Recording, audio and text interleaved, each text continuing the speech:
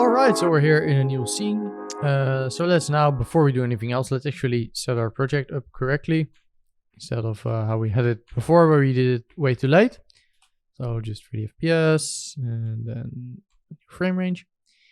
Let's go to our other shot and let's just put the shot setup in there. Let's call this, I guess, shot 010. And now let's save this out. So let me just navigate to my project folder.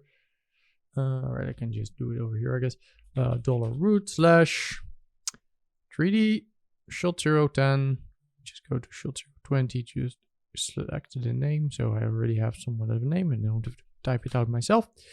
So shot 010 V001. Save that out.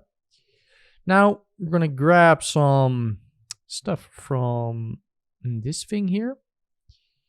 And we also actually need some things from the animatic. So let me launch a new Houdini real quick. All right, so we have the animatic here. So let me just copy shot 01. So there's a lot of stuff that we're gonna be reusing both from this and from this shot. So let me just copy all of this over as well.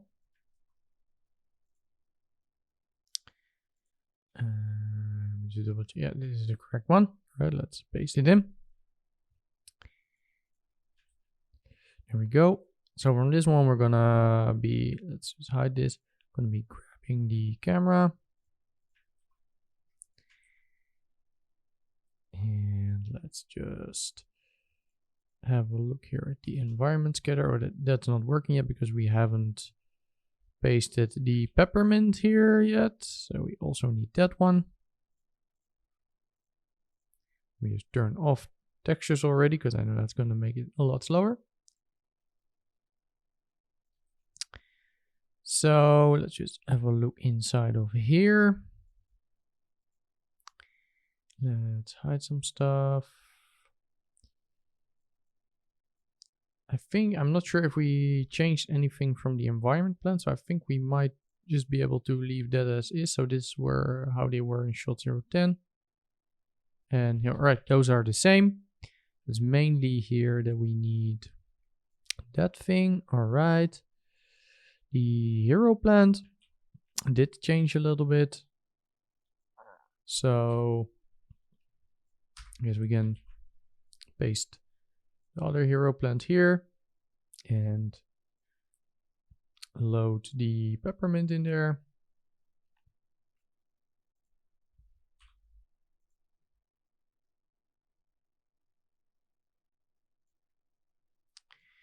All right, we don't need hero leaf there. Well, all right, we do need hero leaf. So hero leaf here should have hero leaf from hero plant here.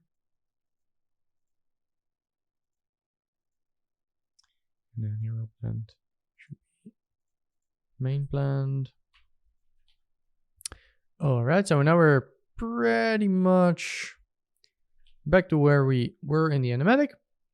So now we can actually sort of polish this up to be, to be what we want to. We want some environment droplets, like hitting the plant over there, plant over here, do some rain in the environment, a whole bunch of stuff that we need to do. But pretty much we can reuse a lot of the stuff in the sim that we did here.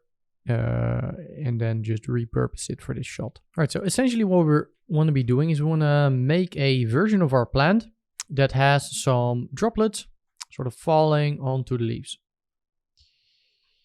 And what we kind of probably want to do is make a sort of a separate thing for that.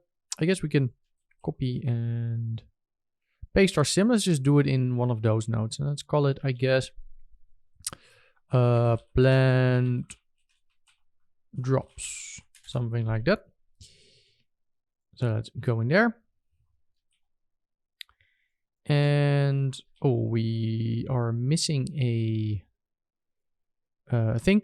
In this case, that doesn't matter because we are not going to be using the new leaf that we made. We're going to be using our sort of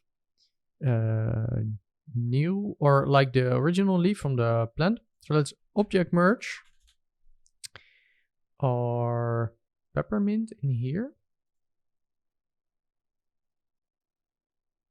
There we go. Oh. Right, so we have our peppermint. And kind of what I want to do is I want to blast away one of these leaves. So have a look at which one we're going to be doing. It doesn't necessarily matter too much. And why is it selecting the entire thing?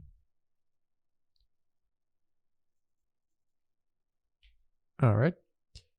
All right. So let's get one of the leaves here. I guess they're pretty similar also. It doesn't matter too much. Let's just grab one, including the stem. Press delete. And then do delete non-selected. So we're left with this little leaf here. And let's do a transform. Move centroid to origin. So let's move it to the center. And let's position it sort of in place. I kind of want this to be sort of similar to what we had before. We just want the origin to be at the center, so we have an easy place to sort of bend it around. Probably want to maybe reshape it a little bit. I'm not sure yet. Let's just first put this in the origin. This looks quite small, so maybe we want to do another transform here and just scale it up 10 times. So at least we have something a little bit more reasonable to work with. Let's group some of this stuff. So let's just double click on this thing and group. Let's call this stem. And the other thing, let's just double click and call it group and call it leaf. There we go. And we probably maybe want to subdivide this a little bit because we are going to be using this for dynamics. I don't know how much we should subdivide this. You can see if we subdivide it, the thing here is not lining out properly anymore. Should probably want to just do some edit stuff here, just some destructive workflow. It's fine if it's like you don't always need to be procedural. Sometimes it's fine to just do some destructive work. All right. So we have a sort of a base for our thing. So what we're going to be, we need to move it up a little bit. Yes. Right. So maybe what I also want to do is maybe I want to flatten this a little bit as well. Let's just do it in this thing.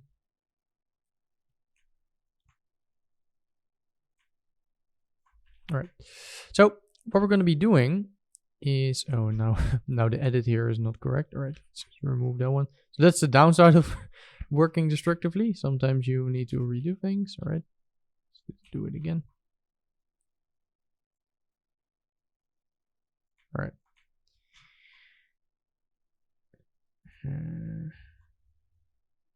Something like that. All right.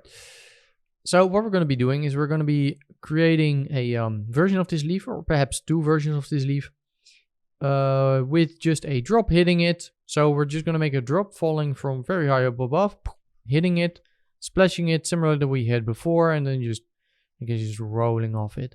And then what we're going to be doing is we're going to be taking this plant that we have here. We're going to be replacing some of these leaves with the leaf with the drop on it, and then just time offsetting some of that stuff, and then we should have a plant with just droplets falling on it. So there's no need to really do this on the entire plant, because that's might be what your first inclination is, to just make this whole plant dynamic and then just start putting drops on it. But that's of course going to be very slow.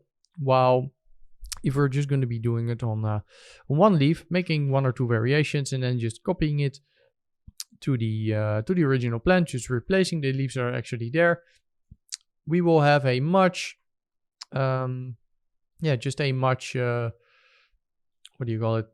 Just the easy, just the easier way to do it, and it will look pretty much the same. So yeah, all right. So let's just grab some of the stuff that we have here. So we want to do a. Let me just disconnect this stuff. So again, we want to do a little blend shape thing where it's gonna hit it. So I guess let's change some stuff in here. So I guess call this, just call it null out base model, something like that. Let's do an edit there. And in that edit, we're gonna, we probably don't want to do the dynamics on the stem. We just want to do it on the leaf, and then later we're gonna deform the stem by it. So let's delete the stem here. Here we go. So let's add the edit to there. And then let's pull this stuff down a little bit. See what I do. We had before. That's where the drop is gonna hit. We're gonna do the blend shape thing.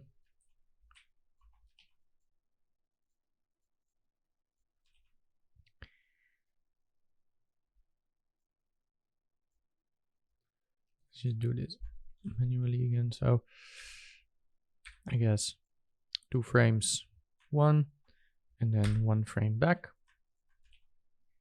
and then plug this into jobs here. Let's have a look.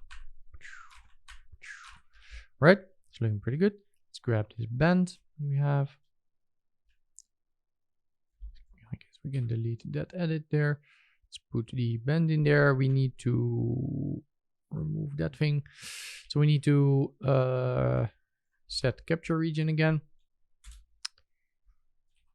And you see it automatically sets it for us, and that's already looking pretty good. We probably want to reduce maybe that a little bit. So let's bend it up a little bit initially. Let's bend it, or let's do in a couple of rounds, let's bend it like that a little bit, and let's bend it up again a little bit. We don't want to drop to roll off too fast either, but something like that.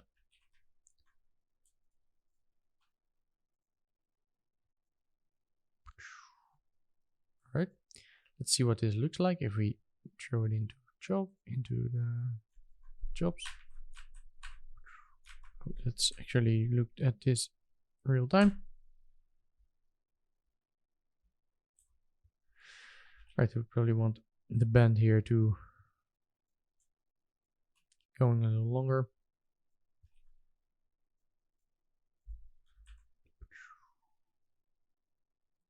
Something like that. And then we have the forecast here. So we need to set our $job. I didn't do that yet. So I did set frame range. I forgot to put $job to correct location. So put it to hip, else it's still set to the other thing you had before, right? Some errors.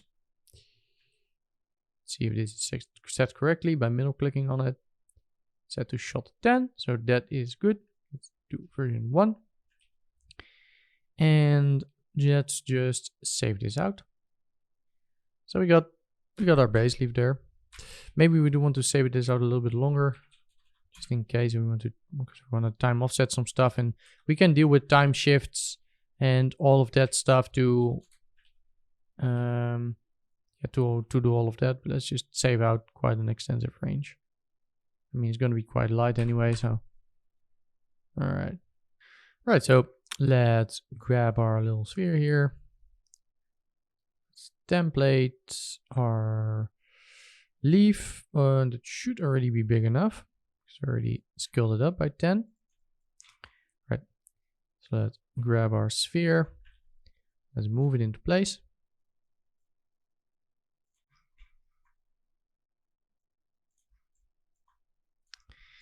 Probably might want to scale up our leaf a little bit more even. Or we could try this with a smaller sphere. Like, it's not going to be as in our face anyway, so probably need less points for this whole thing anyway. Right. Maybe a little bit bigger, something like that. Let's move it off to the side a little bit. Probably want to increase the, or decrease the particle size a little bit. Still reasonable. So all of this stuff should still work. Again, set face. Probably want to increase the frequency a little bit so we get some smaller drops. Set velocity should still work. We probably want our sphere to, again, to be lower. To just start on top of the leaf. Then we're doing this poly extrude thing, a VDB thing, and then volume sample. So that still works. Do it in color. Right. Let's have a look at what this is going to look like by default. It's a little bit too extreme. I might maybe want to make the leaf still a little bit bigger. So I'm just gonna scale it up 2 times here. So we're gonna have something that's gonna be a little bit more similar to what we had in our earlier thing. Again, the shape of the leaf is a little bit different because we're not using our own leaf, or using the other one. All right. Play.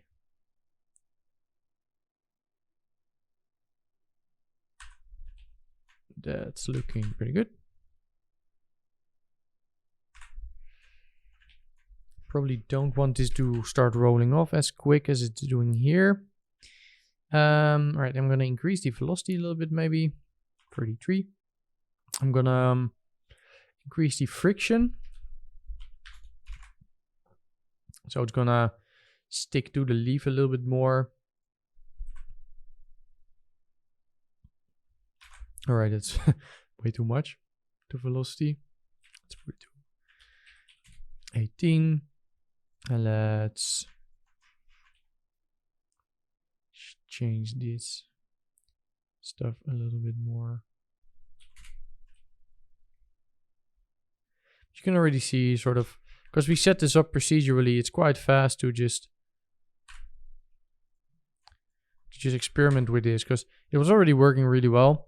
And now that we have this sort of procedural setup, it's going to be quite easy to just do it.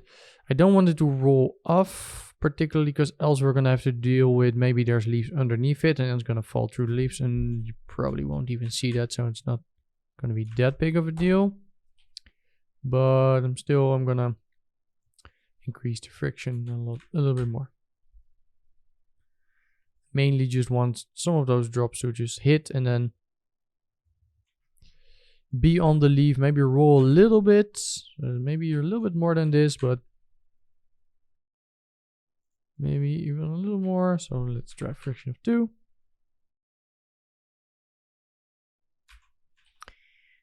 .5. And I guess we can just try caching it out and just implement it on our plant and then see how well it works there. And I guess it looks kind of nice if it sort of stays into place. So it's forming these little drops here. Looking pretty good. All right, let's just save this out. So drop hit version 1. Again, we can do multiple versions if we want. Let's do just a little bit higher range. All right, so that is done. Let's check the. Let's first go through this. Actually, it looks pretty good. Should be, I guess, good enough for what we are doing. So it stays on the leaf quite long enough. So I think this should be good. Let's just play. All right, looking good. Let's mesh this.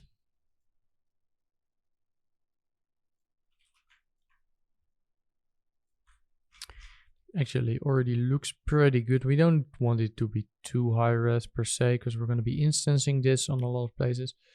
Maybe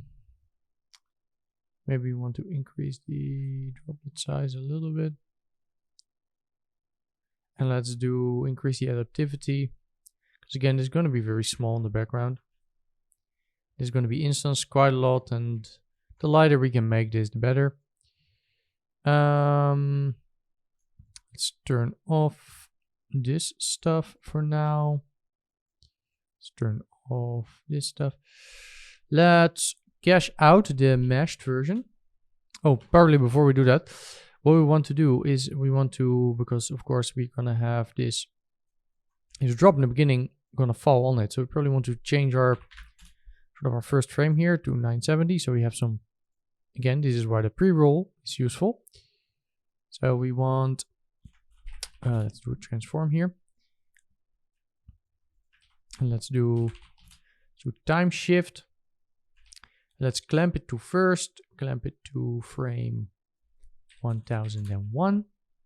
So that's going to be our first frame. So it's going to be before that. It's going to not do anything, because else we don't have anything. So then what we can do is let's do move center to origin and zero this out. Now we can animate up in a couple of frames.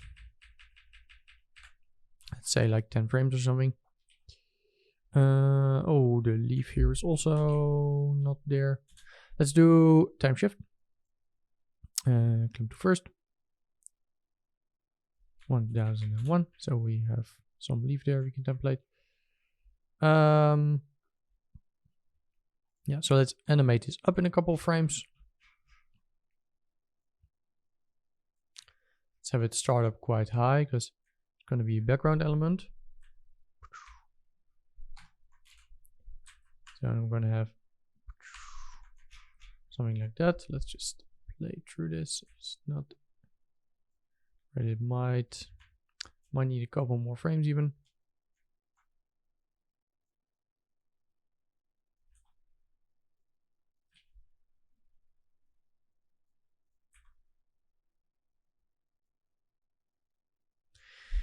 And we actually also need some velocity on this. And maybe I want to have it beat down a little bit in the beginning.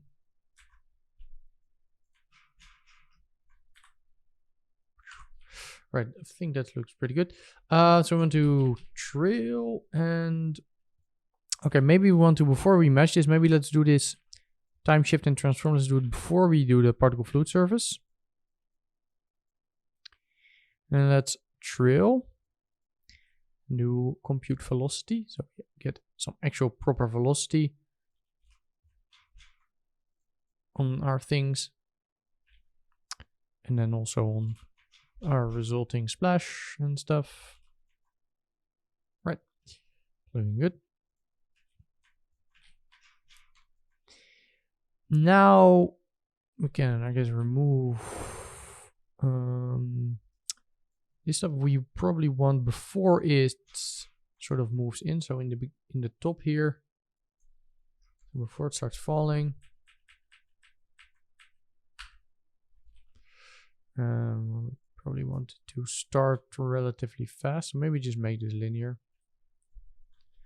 So before frame 80 here, let's do a switch down here. Plug in the null. Let's say $F after frame 980. So before frame 980, there's no droplet at all, and then we have the droplet. Right, that's looking pretty good. Now let's merge this in with our leaf that we had. All right, so we do have the problem that we have over here, where, let me just go there real quick. So we have this leaf, but we still need to introduce the stem that we have over here. So over here we blasted away the stem, right? And we probably want to reintroduce that. So let's grab the stem here. What we want to do is we want to point deform this stem by the animation that we have over here. So let me put down a point deform. Let's plug it in. So point deform takes 3 inputs. So the geometry you want to deform, then the rest point lattice. So that's going to be your rest position. So let's take a time shift. Let's connect it to our sort of animated leaf that we have here. So that's this one. It's connected. Let's do frame 1001. And let's connect it there. And then the deformed point lattice is going to be this one. So now it's going to be deformed by the animated leaf. So we merge this in.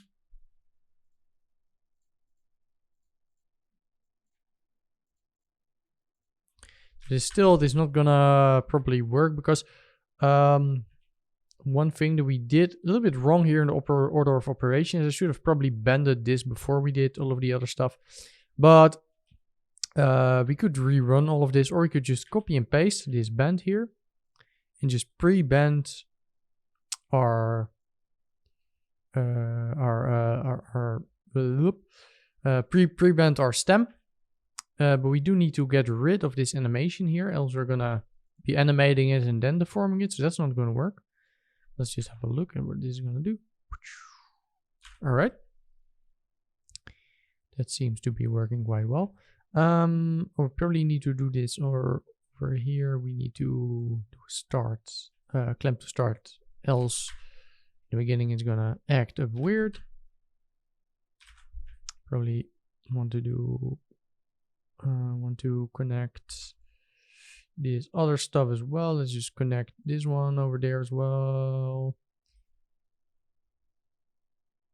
And let's see why that thing there is being removed. All right,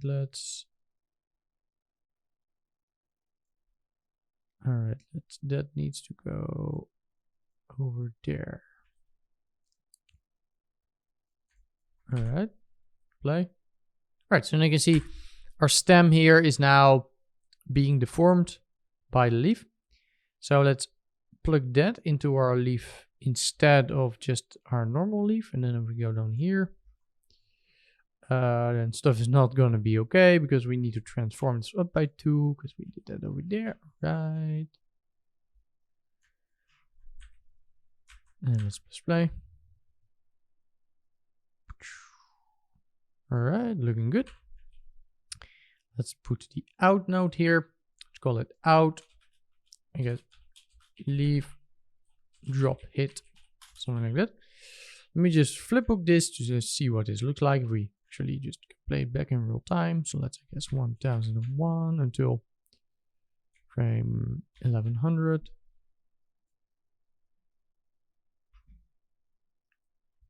Oh yeah, there's one more thing that we need to change. So now still like our hit happens at frame 1000. Probably might make more sense to have our actual animation start a little bit earlier. So because of course we had a little bit of pre-roll. So I guess let's do time shift and let's actually add, or like let's say -20 frames. So now let's have a look. Now at frame 1000, the droplet is going to start to fall and then going to hit. All right, so let's have a look at that. Now let's just try if we actually can, like if our groups are working. Let's say, right, droplet is working. Leave there, working. Right, that seems to be working. Now we can bring this into our actual plant and like replace a couple of leaves. Yeah, with this thing. Might make some sense to actually save this out as a BGO or an alembic. In this case, I think I'm gonna go for an alembic. Reason being well, we'll get to it in a second, but alembics can be quite useful to time offset stuff in your, if you're doing like an animation. So instead of doing a file cache, let's do a raw alembic output. Depending on how it's going to go, I might switch this up, but I think I'm going to keep it with the with this thing.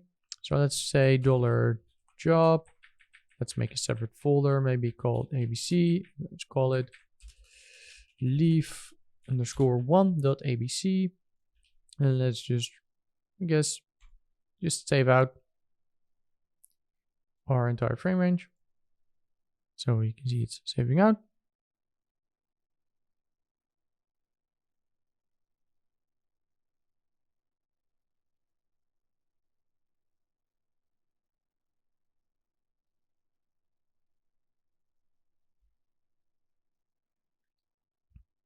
All right, there we go. Now let's check that out. Load in our alembic. I'm thinking, oh, before we do that, we might actually want to scale this back so it sort of matches our original leaf size again. So first we did here is we had it scaled up 2 times, so that's 0.5. So now it's only 10 times as big. And now let's do 0.1. And now this should be, if I'm correct, should be the same size as our leaf before we did any of this stuff. Yep, that's correct. All right, so now let's actually save it out. And then let's start adding this to our plant. All right, so let's just grab, I guess, a couple of leaves. Let's just say, all right, I say we do this one, and then let's do another one. Just gonna select a couple of leaves with the branches as well. I guess let's do like 10 or something. We can always add more, but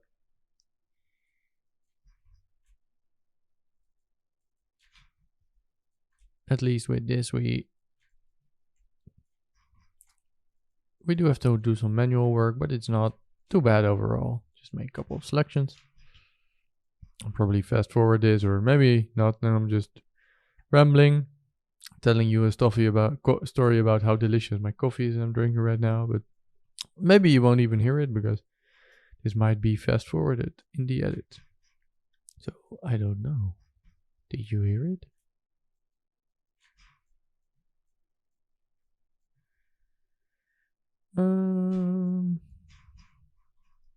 Right, let's do 1 or 2 more. Let's do this one. And I'm just trying to sort of do somewhat of an even section. All right, press delete. Now we have our plant without those leaves, and then let's do non-selected on the other side, and we have all of our leaves here. All right, so if we're gonna have a look at this, there might be a good sort of, if you're, I guess, starting out with like if you're not a beginner anymore, like a little bit intermediate Houdini user, this might be an interesting sort of thing to just try for yourself. I'm gonna explain how it's gonna work in a little bit. But what we're gonna try to do is we're gonna try to run on for each on these leaves that we've selected. And if you can, try to come up with a way that you can do that. Just as an experiment. If not, I'm just going to explain how to do it now. So I'll give you a couple of seconds to pause. Right, now I'm just going to continue. Right, so generally, what you're going to be doing if you're going to be working in Houdini, you're always trying to problem solve. I tried this very briefly because I mentioned I didn't do this in my original. I just had a brief go at trying to get this to solve this problem myself, and this is what I came up with. So if you have a look at this thing, so I'm just gonna pack it so where it's just easier to sort of deal with these as just individual elements. But if you're gonna look at this, you're gonna be seeing a pattern here, or at least that's the idea. Try to see a pattern. And if I'm gonna have a look at this, the pattern I can see is that all these leaves are quite far apart, but what is not far apart? It's the individual connections here, right? Because like, and if we want to loop over this, we need to somehow be able to do a for each and say, all right, only do the for each on the parts that are close together. Because if we do a for each, for each connected primitive now, in order to put this to single pass, it would individually select the leaves or the things, because that's not useful because we want to replace these things. So yeah, again, that's like, if you want to try that for yourself, that might be a good way to try it. We're gonna do this in a wrangle again, and we're gonna be using an array. And again, if you don't understand arrays yet, it's fine. Arrays, to work with arrays took me quite a long time in order to understand it. So if this is all gonna be sort of rocket science and you have no idea what's going on, that's fine. I'm gonna do my best to try to explain it as best as I can, but like, if you don't understand it, don't feel bad about it. This took me very long to be able to work with arrays properly. So it is not going to be very complicated, but I understand if you don't understand, kind of. Anyway, what we want to do is we want to do the same thing that we did before, right? Let's look, like, we'll do an array for the near points. So let's make a little list, an array for the near points, because this point is going to have this one near, this one is going to have this one near, and this one is going to have this one near, etc., etc. So let's do that. Let's say integer npt array equals. We've done this a couple of times already. So near points 0 at p. We don't even have to open the help file anymore. Let's say radius 0.1. And let's say we only want 2 points. Now let's say if we want to let's say pt equals npt. Oh, and this is what I mean. I always type this the wrong way. Oh yeah, there we go. Array. I still keep doing that very often because it's different here than it's here. So I always mess it up. Anyway, now we've written out an array, and now we can do something with this array, because last time we calculated the length, or like how many entries are there, but now there's just always 2 entries, right? So what we can also say is, right, let's loop, like if you have a for each, the thing that we're gonna be using here, for each primitive. This is a for each, right? And this for each is gonna loop over each individual element. Well, we can do something similar in Vex. We can say for each, and then this needs 2 arguments. Let me just maybe open up the help file. And for each, it doesn't open it itself. Right. So it needs a couple of things. It says integer num and an array. This might look a little bit confusing, but essentially what it does is this an array is going to be the array that we made. So npt.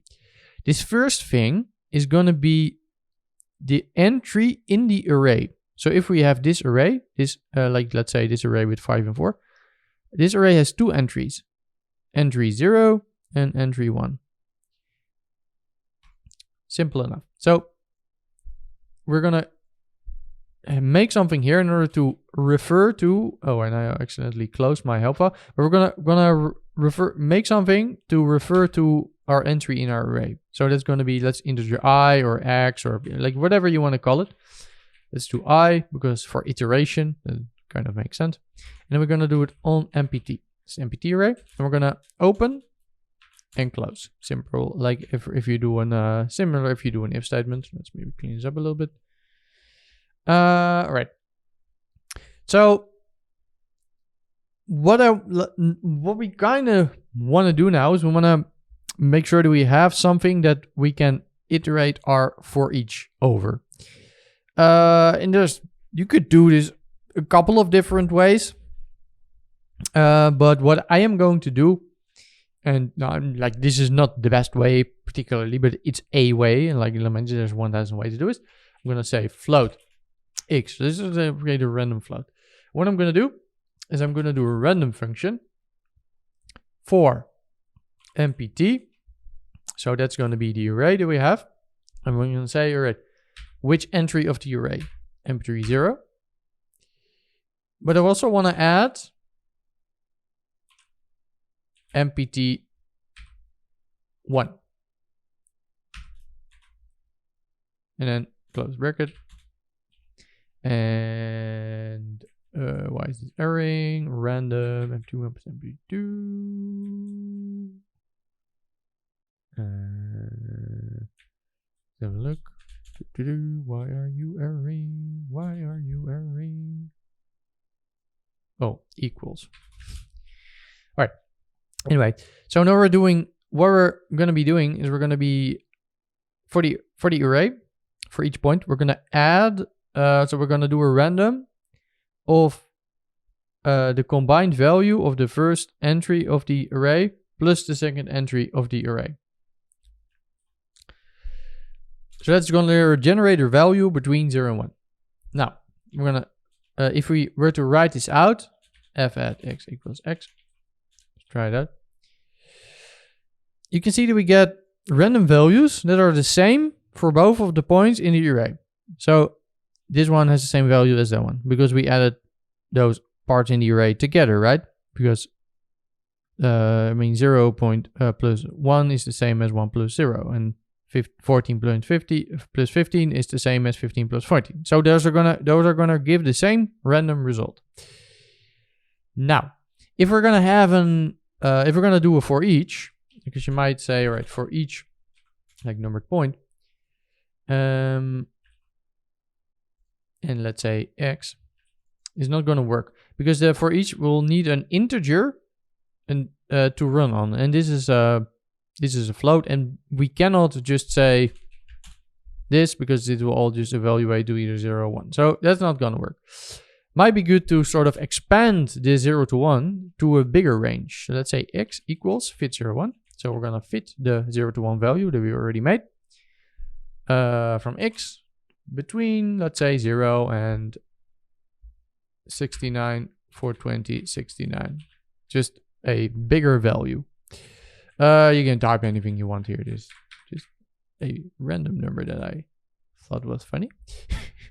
Anyway, so right. So now you can see I get a very big float number here, and now I want to write this out as an integer, and I'm going to say I, and let's say at just call it, give it a name. Let's give it leaf or something. And it's equals. We're going to rint. This is a float value still. We're going to rint round to integer x. Right. We're going to see we now have a leaf attribute. So that's going to be an individual leaf, which is an integer, which is the same for both of the parts in the thing. And we can double check this if we press D in the viewport and do a visualizer of our leaf attribute. It's text. And why are you not working?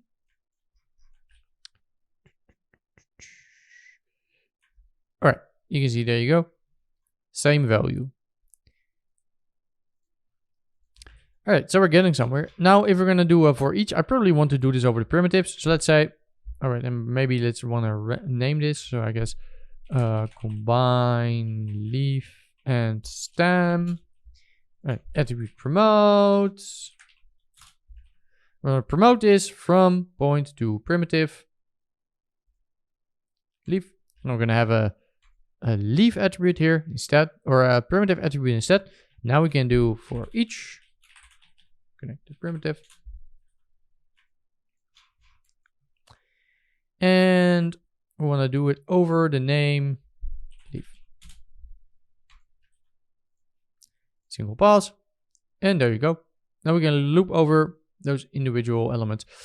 Now you might think, why did we do a selection of these things in the first place? Like we could have just done this over all the leaves and then blast them. We could make it work, but let me just very quickly show you the issue. But I'm just gonna blast away the stems here. Once I've selected all of the stems here, let me blast it away. So we have all these leaves, and I'll just plug that in instead. And let's have a look. let's see how well it holds up. Like it might hold, well, as you can see here. Oh, there's still a leaf. You know what? Maybe this actually might hold up for the entire thing. What I'm looking for is that I think there might, well, at least, well, you probably don't want to keep these leaves. So these are pointing up. So that's one thing that you probably don't want to do. And there might be some separate stems here left if like, all right, here we have one. So these are so close together that they're going to be added in the same array. So that's an issue. Here's another weird one. So you don't want to replace that one. So that's why we're not doing it that way. And we're just manually here selecting a couple of leaves. But you still, we've done a fun little, very short sort of a, I guess, algorithm type thing, which allows us to iterate over our leaves, which is pretty cool. Now let's start swapping these out with the leaf that we made. All right, so now we want to introduce our alembic. It's the one we have here. And we need to put in the actual path that we have. All right, there we go. So we have our leaf here. Now we have this for each loop. Again, now this is set to single pass. So we have these things. We want to do it on every single one.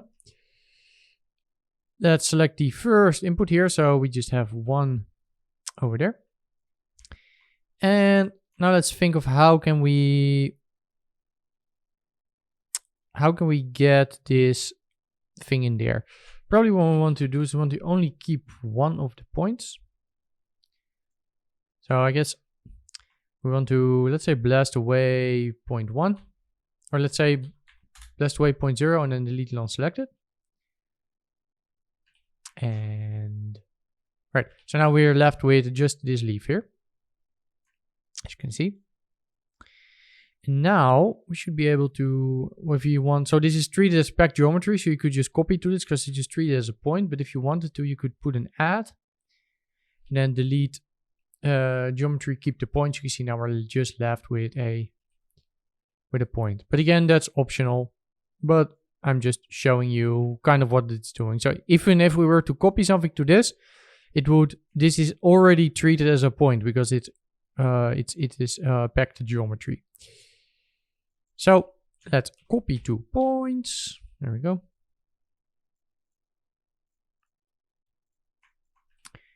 So we are copying it over there. We do have one problem here, is that we don't have a proper orientation. The thing is, we can actually make a proper orientation. Because let's have a look at this thing and let's do single pass for now, so we can go through these things. So it seems like 0.0 is always the front point. So that is very convenient. So that can help us write a little script in order to actually orient our copy. Because remember, if we have one point, which has a position, which is a vector, and another point, position is a vector, if we subtract those, then we will get a vector. Let's do that. Right. So I'm going to say that, let's say vector p1 equals, and we're going to load a point attribute. Point. We're going to say zeroed input, position, which point, 0. And then the other one is going to be, well, let's actually call this p0 and p1. That might make more sense. So now we have, you have these loaded. So we have the position loaded of this one and over this one. All right. And now let's say, all right, I want to say that I want to write out a normal v at n. So the normal is going to be p0 minus, or p1 minus p0, or the other way around. Need to see which way this will evaluate. And let's have a look at that. Is it? Doesn't seem to do anything yet. Oh yeah, we actually also need to point, actually give it the other point here, right? Else it's not gonna do anything. So it looks like our normal visualization is again not doing anything. So let's just do that. Like sometimes that happens, like I mentioned before. So let's do vector and let's say n. And let's just write this out so we can actually see what we're doing, I guess. Or it is already written out. So why are you, let's delete that thing. All right. Okay, so it was just not because the geometry was there. So you can see if we go to the add here and get the blast way, you can see we get a normal in that direction. So that's not the right direction. So we probably need to do P0 minus P1. You see now we get a vector pointing in the direction of the leaf. So if I template this, you can see this pointing in that direction. And again, that's going to be used to orient our copy. So then if we do this delete thing, we still have that point there, which is good. Maybe we even want to, use the other one. Let's just have a look at what's gonna work. All right, so this is, we need to probably rotate this a little bit before this will actually properly work. Let's template our correct geometry. All right, so there we have that thing. Let's put a transform in order to properly pre-orient our copy, because that doesn't always seem to be the case. All right, so we need to rotate that. Let's have a look. How are we gonna do that?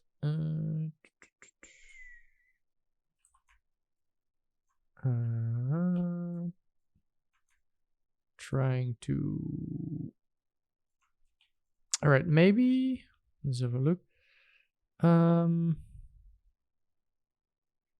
Right, let's normalize this. I want to have a little bit of a better idea what I'm working in. So if you normalize it, it's gonna, as you can see, do this. And then probably what I want to do is I want to round this to an integer, which means I will get a straight vector. So you can see 0, 0, 1. So now I get just a straight axis. It's going to be a little bit easier to orient my copy. So now we just have a straight vector pointing that direction. So we don't have any sort of stuff pointing upwards or downwards. Again, might not be ideal in every scenario, but I think this, for just orienting here our copy, that might be fine. Right, now let's rotate this thing in the correct direction. Something like that. Let's see, maybe we do actually want. Right, so now it's somewhat in the correct location. Let's move it backwards a little bit.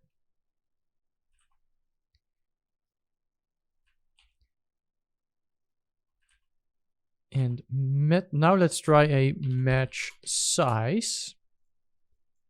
It's going to match the size of our original leaf. So we need to probably unpack that. Let's unpack our original leaf. And remember, we have used the match size before to match things. Or let's hide this visualizer and normal thing, because now suddenly it is working. Let's hide all of our other visualizers. So you have our leaf here. And we want to match that copy. And I want to scale to fit.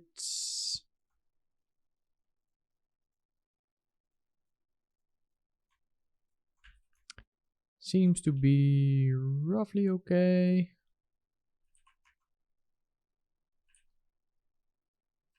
So the base position is not exactly the same. Let's put this in the for each. Let's see how this will behave if we check it for every single one of them. So let's unpack this to see where that's coming from. If it's just a viewboard thing. All right, now this seems fine. All right, so here we have all our copied leaves. There's some stuff here that seems to go a little bit wrong, but let's template our original geometry. In general, it's roughly correct. Right, so I want a way to be able to sort of, instead of doing it to this point here, we want to copy to this point here. So we need to come up with a way in order to connect it, to delete it, to sort of copy to that point. And what I'm thinking is if I put down a connectivity here. So we do have connectivity here, right? Because this is one separate geometry piece and that's one separate geometry piece. I'm going to put it to primitive. See, I get two classes. So each class is one connected element. Which means if I put a delete here, I can say delete by expression. I can say add class equals 1. All right, now it's deleting the one piece. Let's do delete non-selected. So now we're only left with that piece. Let's put it in the for each loop. And you can see now we're left with only those pieces. So that is looking good. So we have a way to select that individual piece. We are getting somewhere, boys and girls, and everything in between. Let's do convert line. All right. So now we're doing a convert line thing, and let's fuse our convert line. You might think, why in the world are we doing this? Well, if we do that, you can see we get an actual line. So let's do that for every single one. We can just keep checking what it is we're doing. And you can see we're left with a line for each individual thing. Now I think, all right, well, that's cute, but what's the point? Well, probably if we look at point numbers, you can see, well, 0.0 here is the first point of the curve. And we double check that for every single pass here. You see that's the same for every single curve, which means we have now isolated the first point. So we're isolated this point in space, essentially. So because we created a curve from this thing, and then we have a point over there, 0.0. So we say blast 0.0, delete non-selected, and points. Let's plug that in the end of our loop and have a look. Turn off that thing. Right, so now we're left with, let's template the actual correct thing. Right, so you can see now we're left with points that are perfectly in the center of our contact point. So we are getting closer and closer. If again, you can see we're using just very basic nodes here, but we're just solving a puzzle. You can imagine it's like a sort of a puzzle piece. And if you're newer to Houdini, this might seem like, how in the world is he coming up with all of this? Again, I didn't do this in my original. I'm literally just going with the flow with this tutorial. So it's just like you're solving a puzzle. And essentially that's where you're going to try to, in production or when you're generally working in Houdini, you're going to come up with these sort of solutions in a puzzle, and you're going to get better and better the more that you do it. Right, so now we do have a new point, so we don't have to copy to this point anymore, which again, that point is not exactly in the center of where we want it, but this one is. So we copy to that point instead, and then have that plugin, and then do that in our for each. And theoretically, we should, we need one more thing, because now you can see we're all oriented in the same direction. We need to attribute copy. We are getting closer and closer and closer to our final destination. We want to attribute copy from the other point that we already had a vector on. We're going to copy normal. And we want to do that before we do the copy. So let's connect that. Boom. Next, see, we have our orientations.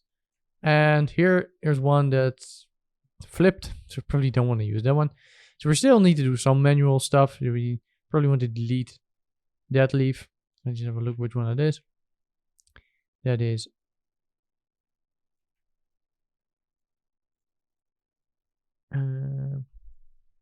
no, I don't want to do that. I want to all right. I want to deselect this, hold Control, deselect that, press enter. View the output. So we have our things here. Let's try to merge this in. Right, so here we're doing this. Here we're doing the non-selected. Maybe instead of doing it like that, let's do reference copy of our actual selection in case we change it, and then delete the channel on delete non-selected. Remove it there. Let's merge it in here with our original. All right, it's all looking all right. There's some weird stuff going here. Maybe let's get rid of match. Oh, let's get rid of that thing.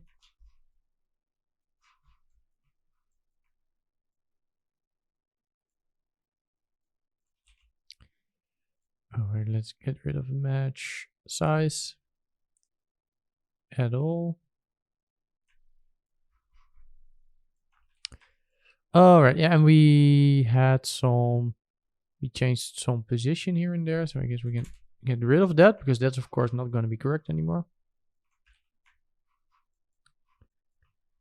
And now, for the most part, this is pretty much correct. It's all laid out. We can still experiment here with this match size a little bit because you can see some are a little bit too big, but they are all connected in the right spot, so that's quite nice. I guess we could have one more look at the match size to see if we can actually make something like this work. Do another match size.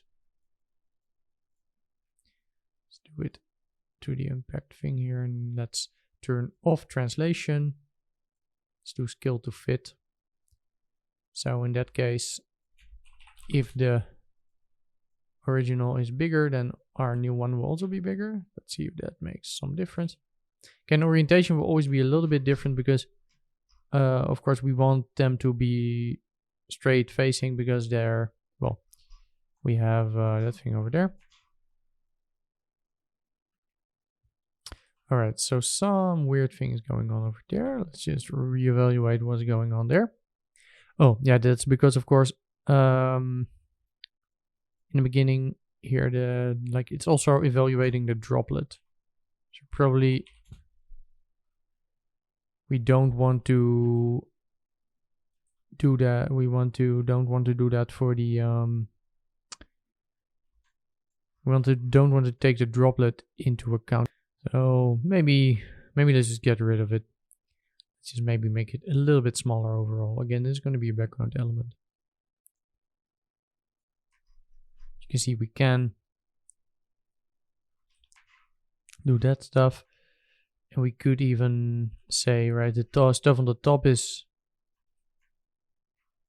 generally smaller. So we might even say that stuff on the top is smaller. So let's go to our side view. And let's say that, let's say that we want to say, all right, float s equals fit at p.y, y position. You see the y position, and it's that one. Say the from 0 to 0.5. So that's going to be too roughly over there. We're going to say, all right, we want to fit that to 0 to 1. So we have a S value there. And we're going to say that p scale equals channel ramp scale, and we're going to ramp it by that thing. So we're going to get a ramp for the p scale based on the height. So let's just have a look at that thing. See, now we can make them a little bit bigger down there. And we can even add a multiplier here in order to grow this stuff.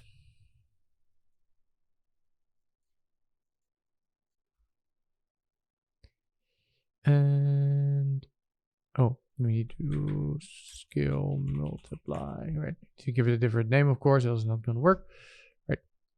You can say 1.2 or right. So now anyway, now what we can do is we can say already in the bottom here, you're going to be bigger, and in the top, you're going to be smaller, which is roughly also what this real thing is doing.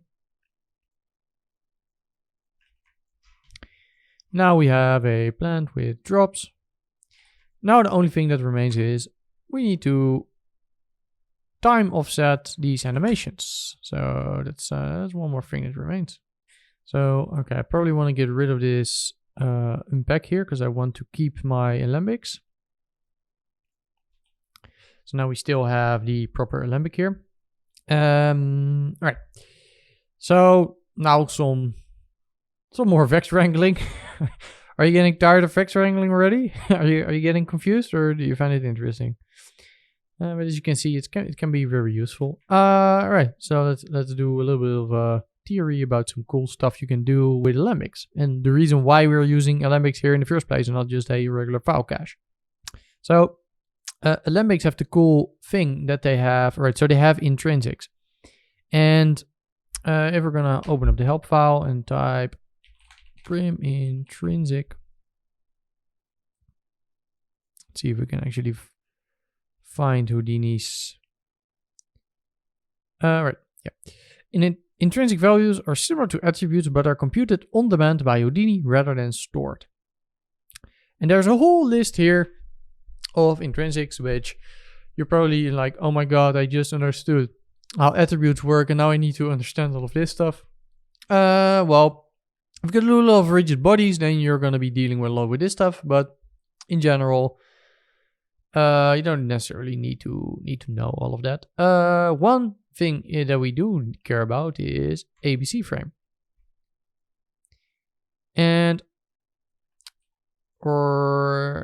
So ABC frame is essentially the frame of the alembic that we're in, essentially.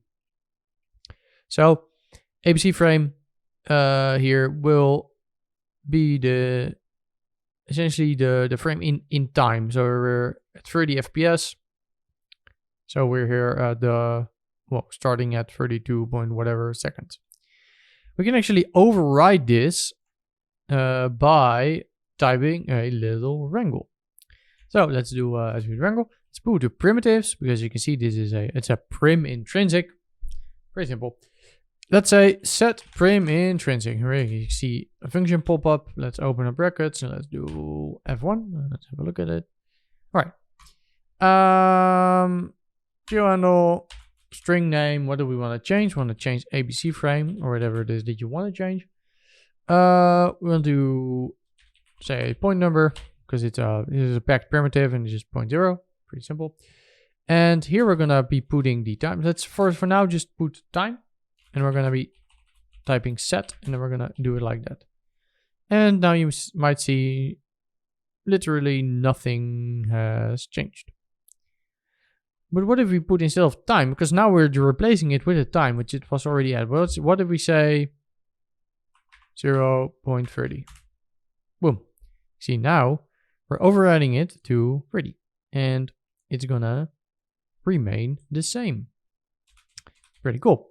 So let's put it to time again, which means we can, if we do that down here on our things, merge it in, we can do the same. So here it's just falling down, looking pretty good.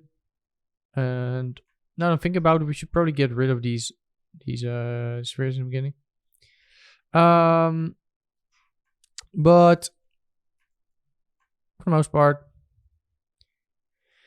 this should be working. So if we put this to 30, you see there will all be, oh, there will not all be. Let's see, why is that not working? All right, oh yeah, it's not working because this needs to be a float. So if I type 30 here, of course not going to work. If I put 30.0, you can see it does actually work. What we can also do is just set at time. And let's add some randomization to this. So let's say float r equals random at ptnum. So again, it's going to generate a random value between 0 and 1. Let's say r equals fit 0, 1. Fit something that is between 0 and 1, between something else. Let's say between -1 and, or let's say -2 and 2. So now r is going to be between -2 and 2. We say time plus r. Boom. Now we've randomized our time here. So now they're not all going to be the same. There's this weird... Alright, so there is this weird thing, which is, I think, contained in my actual alembic. Let me just real quick have a look at what's going on there. Let's make this a little bit more extreme, like 4 and 5.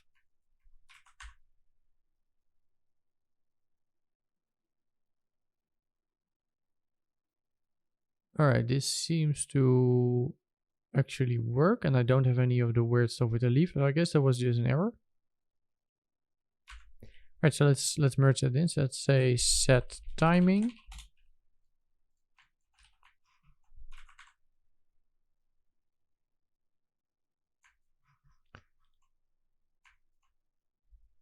Alright, so now you can see we have falling droplet on our plant with randomized timing. Really cool stuff. Some more stuff that I want to do is I want to add some little bit of noise through here, and then we're going to save this out so we can use this. So attribute vop, let's add some noise to this whole thing, because I want it to sort of feel like it's moving in the wind. So it might make more sense to just write this into the whole plant. Let's say turbulent noise. Let's say position, add. Let's make it 3D noise. Put it in the add, put it to position. Now it's going to look real weird, right? Let's promote all of these parameters. And let's reduce the roughness. Let's increase frequency. All right, let's do offset $t times 12 or something. So it's going to move through. Oh, that's way too fast. Let's do $t times 3. And then we probably need a lower frequency. So we're going to have some animation wiggling through this, and this right now looks a little bit weird. But instead of doing it like that, because we don't want it to, of course, do that here down here in the bottom. So what we can do is, again, we have a height. So we can say, all right, vector to float. We want to split out a component from the position here. Let me say, I want to say fit range. Let's grab the y component, and let's fit the source 0 to 0.5 and 0 to 1. Let's put that in a ramp. Spline ramp, plug it in, and multiply the noise by the ramp, and then we can put the height up there, and then increase maybe the frequency a little bit. Let's maybe make a different noise type, like simplex noise. All right, now you can see it is adding a little bit of wind here, but it's mostly doing it up above. Maybe we do want the frequency to be a little bit lower. Maybe we want to change the noise a little bit. So, but now we've created a plant with droplets that are falling on our plant.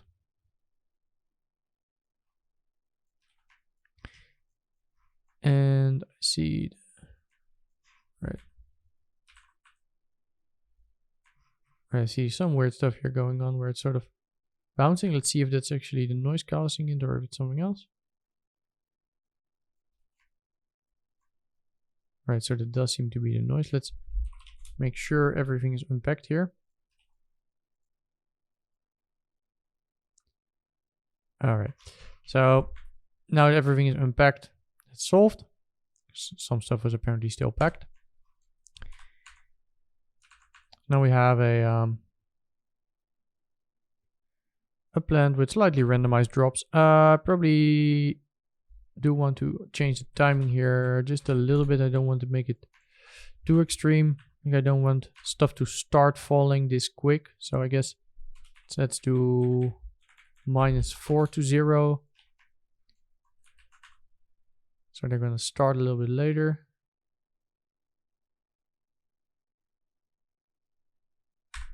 All right. So -3 to 0. And let's decrease the speed again or a little bit because it's a little bit too extreme. All right. Add noise. All right, there we go. So now we're left with a little plant. I guess we can do flipbook, see what this looks like. And we can add this plant to our other shots. So first, of course, in this shot, and then later to shot 02 in the background. So let's have a look at this.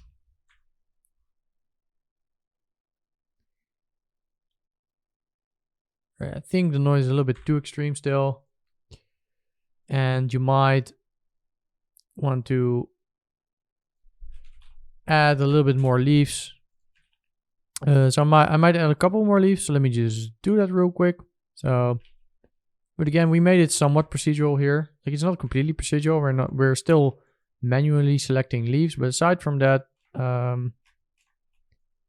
it's pretty much the rest is procedural. So I didn't have it in my original, so it was all just manually time offsetting, but that didn't seem to make sense for the tutorial. So what we're doing here makes a lot more sense. Because if I do something myself, I might hack it together, and then if I do it for a scene that needs to be used by others, then generally it's going to make a little bit more sense to actually clean everything up. All right, let's press enter. Yeah, a bunch more. Press enter here. And now we have, if we just check here, we have a whole bunch extra things. And as you can see, in the same positions. A whole bunch more droplets. Looking pretty cool. Let's add a couple more, because I think it looks pretty cool. And then let's add it to our rest of our scene. Let's do this one. Now that everything's working, I mean, why not? Why not? I mean, we build it, might as well use it. Here we go. There we go.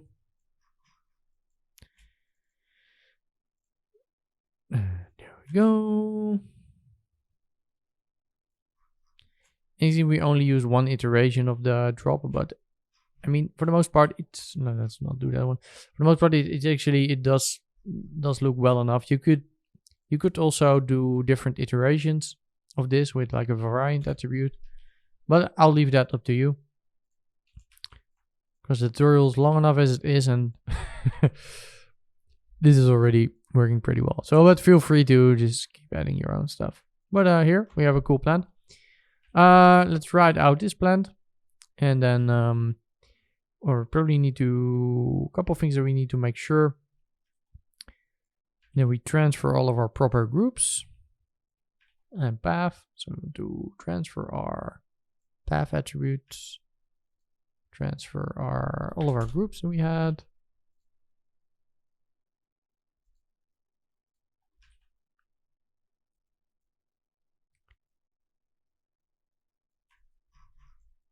Let's see. Crop droplet leaf. All right.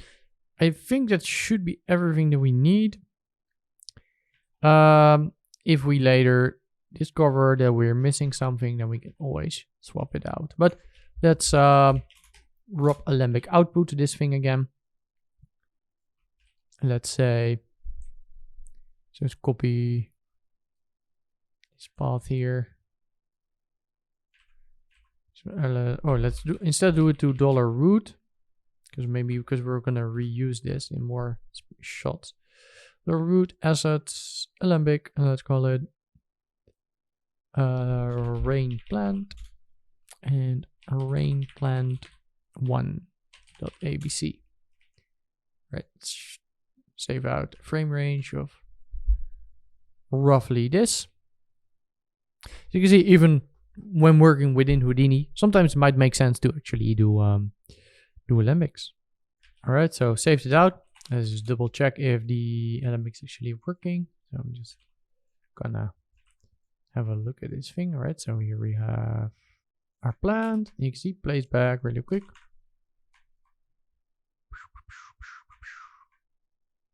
Looking pretty good. You see the droplet issue hanging in the air is also fixed. So I guess that was something that was just a little bit, like, alembics can sometimes be a little bit buggy in the viewport or something like that. All right, so let's grab that. Let's by the way make our backdrop here and call it models. Maybe we want to move that one out here because this is more of an animation node. So let's put it here. Let's then put our actual alembic node in here. So our plant drop thing. Plant drops. Right. And now let's go in our environment scatter. And instead of scattering this plant that we have here, let's scatter our alembic that we have over here. So you see it still works. Now we have rain in the environment, which is really cool. And it gets better because, of course, we have our, where is it? We should have our alembic frame. Once we unpack this, at least, because this is set to packed. So once we unpack this, we have our alembic frame, which means we can go in this thing, grab our other angle, set timing, put it in here. And let's do a little bit different timing here. Let's do it very, very mildly. 0.03, 0.3, right.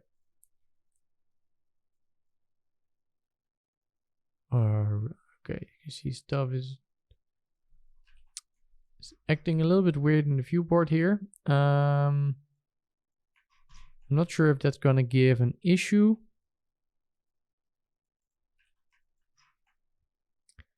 But I think that might be just a sort of a viewport thing. Let's just try completely unpacking this, because now this is still packed.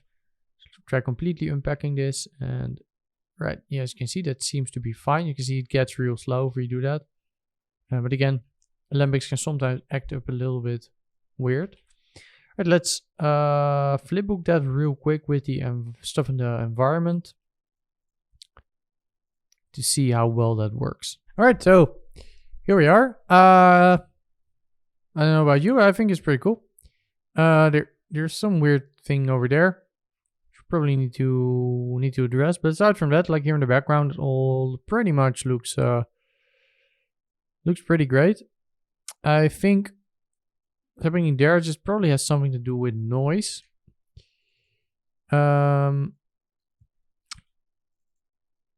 So just gotta, all right, I think, well, okay, we need to hide that thing and that thing. Let's see if then it's, if that's still the case.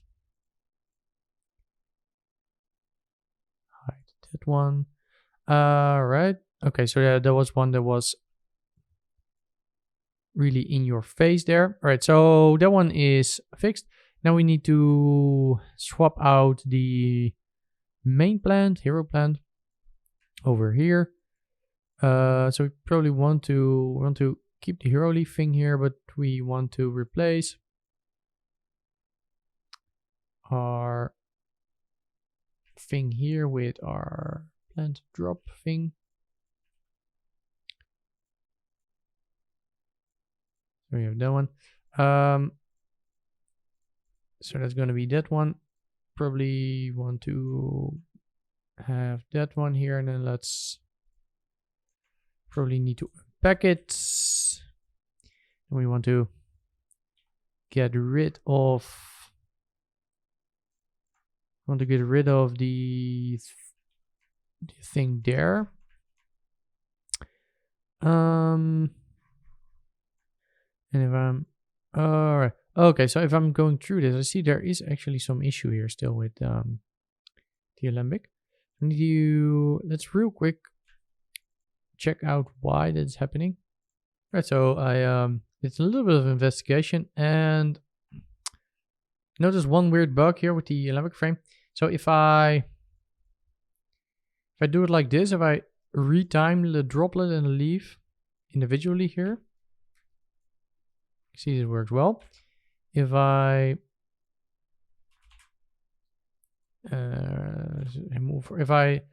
remove this delete here and I just do it like this, see it's the same alembic. If I press now,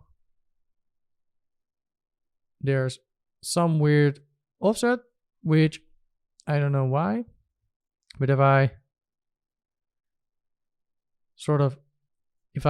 do non-selected here and then here do it on the droplet, here do it on the leaf, same offsets, then it's working fine. Seems to me like it's some kind of a bug, but I guess what we can just do is just do the same down here. So we're gonna have leaf, then we're gonna have the water, and we're gonna merge it in, and then I guess if we plug that back in, let's remove that thing, and then right, so we have leaves here. Then let's merge that back in with that thing, and theoretically the time offset issues should be resolved. So let me just real quick check if that's correct, because this one had the issue. So wait for it. All right, seems to be resolved.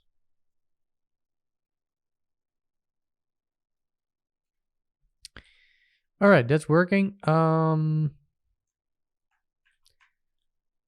now I'm thinking about it, I might actually want to delete that leaf altogether, because we're gonna be using that in the main animation. So let's just remove that one from the animation altogether.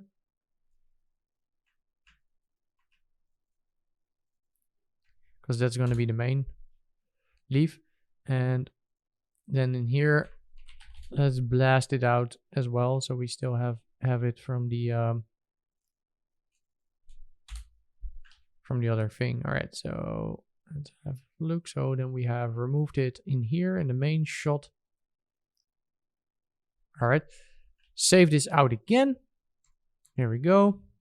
So that is fixed theoretically. Let's have a look. So now this main leaf here should still be our other leaf, and you can see these other leaves here are working correctly. All right, so there's one here that's somewhat passing through another leaf. Again, that stuff you should just fix manually.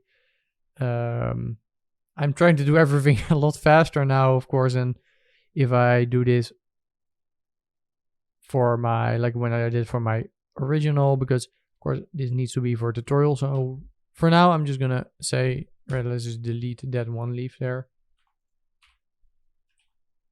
Let's flipbook this again. All right, so here we go. Environment droplets, having some wind. Like, you can change this stuff again. You can add more wind, less wind.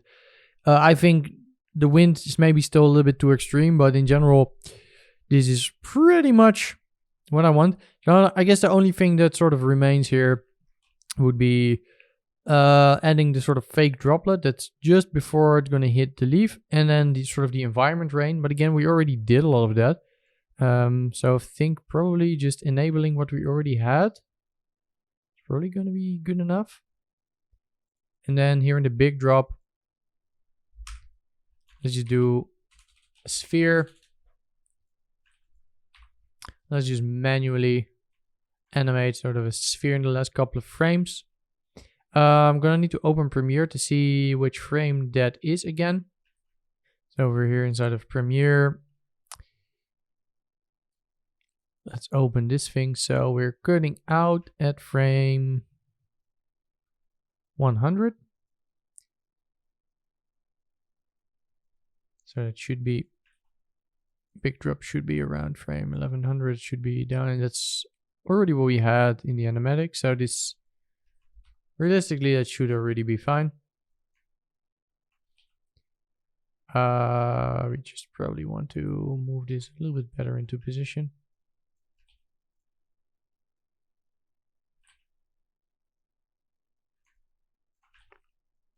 Right. So we have the environment as well. I guess what we could do is we could say that we want to, let's just do a little bit of alpha here. So it somewhat looks like rain.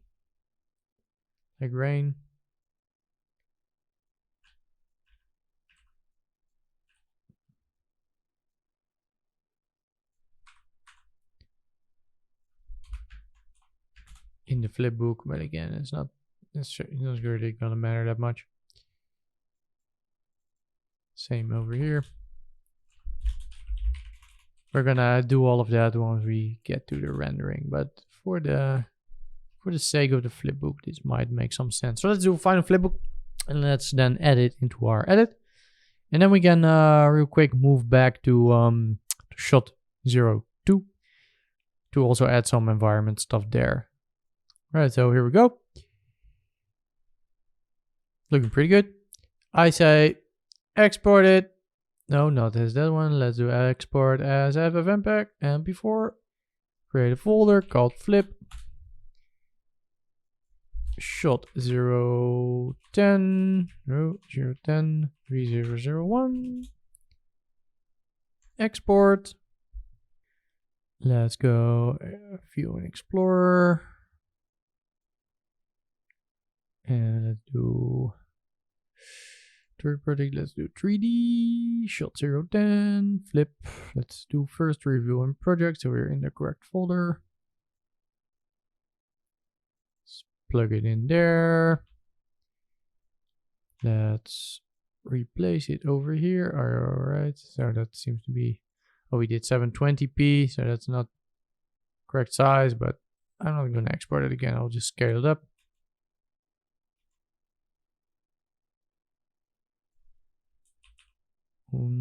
That's real quick. Let's see if this is actually correct. All right, we do have a couple of extra frames at the end. Doesn't necessarily matter too much. All right.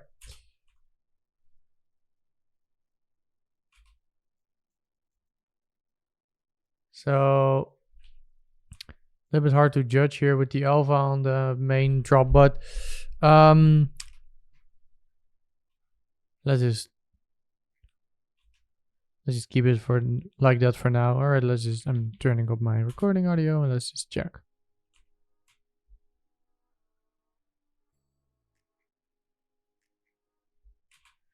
Looks pretty good. Let's add these background stuff also to this other shot. You can replace that one. I do want to maybe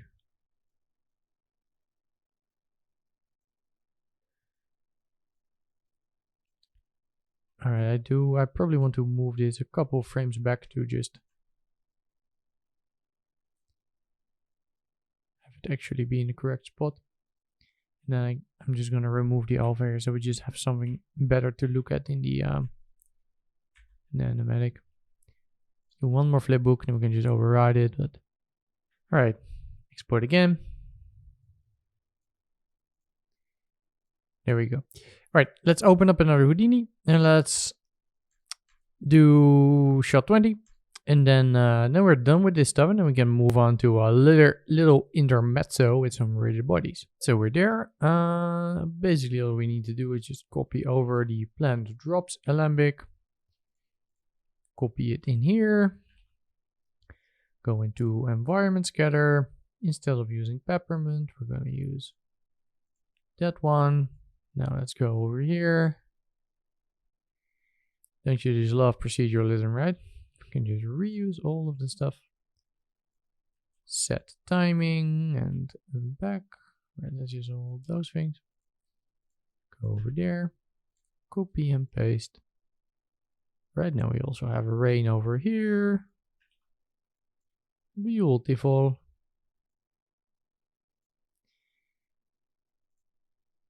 Now probably also want some environment rain, so let's grab that. Oh, by the way, we actually already have a note here for environment rain, which we probably want to change a little bit because this is a little bit on the bigger side. And you can see it's not even on the correct spot. So we probably just want to organize this around our camera area here, but not around our leaf. So let's blast away our points there.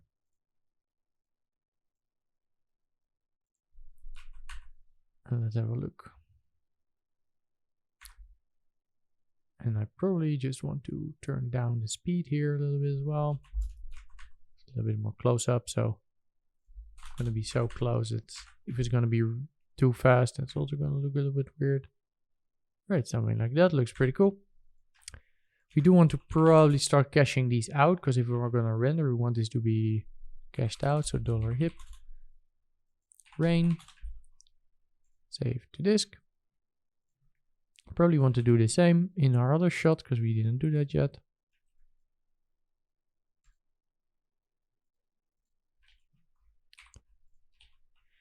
Right, let's re-flipbook this. 1920 1080.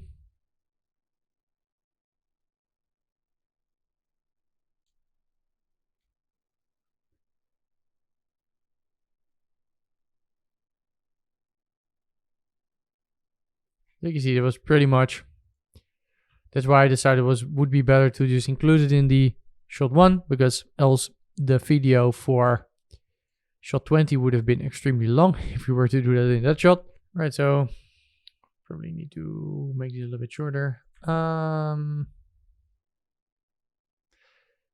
I'm not gonna re-export this flipbook because I think in the animatic it works better just with without the rain. So maybe what I'm gonna do instead is I'm gonna turn off this rain and just have a look at this with the environment rain. Which we do need to make sure that it's actually properly working. But I think it should. Right, so there we have some environment rain. You might want to add more. I don't know, depends on what you fancy, I guess. But I'm just gonna export it.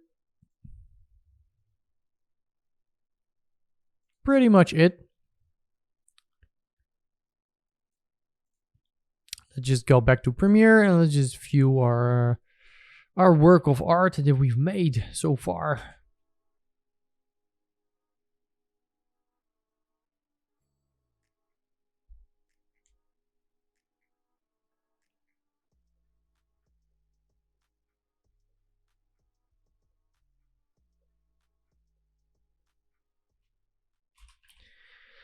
Yeah, we're getting closer and closer. Now it's time for our little intermezzo.